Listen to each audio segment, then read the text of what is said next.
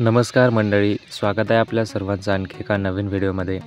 मंडळी, राजेंद्र मस्के साहेब मित्र मंडळ बीड जिल्हा यांच्या वतीने आयोजित मराठवाडा केसरी भव्य ओपन बैलगाडा शर्यतीचं सुंदर असं मैदान पार पडणार आहे।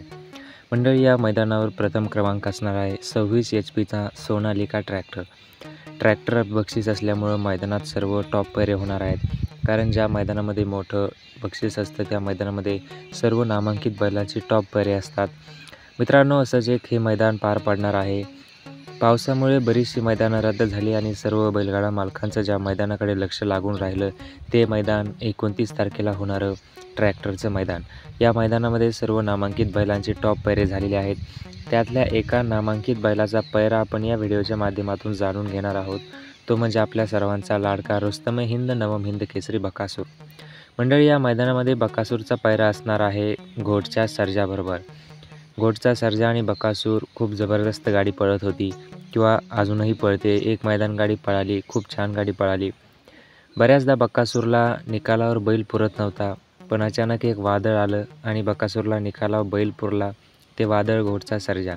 मंडळी, घोटचा सर्जा आता दुसा आहे आणि नव्या पर्वाचा युवा शिलेदार म्हणून त्याच्याकडे पाहिलं जातं।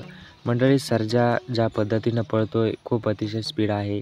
काही दिवसापूर्वी झालेलं मैदान, त्या मैदानामध्ये कॉकटेल बरोबर सर्जा पळाला आणि फायनलला निकाल रेषेवर सर्जानं जी गाडी ओढली होती ते पाहून अक्षरशः प्रेक्षकांनी तोंडामध्ये बोटं घातली।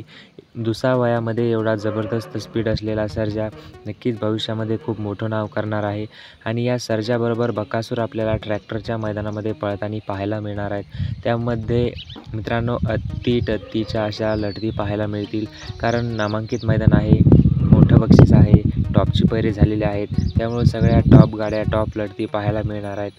मित्रांनो, अशा प्रकारचं हे मैदान आहे। बकासूरचा पैरा तुम्हाला कसा वाटला कमेंट करून नक्की सांगा। भेटूयात पुढील व्हिडिओमध्ये आणखी एका नवीन माहितीसह। तोपर्यंत धन्यवाद।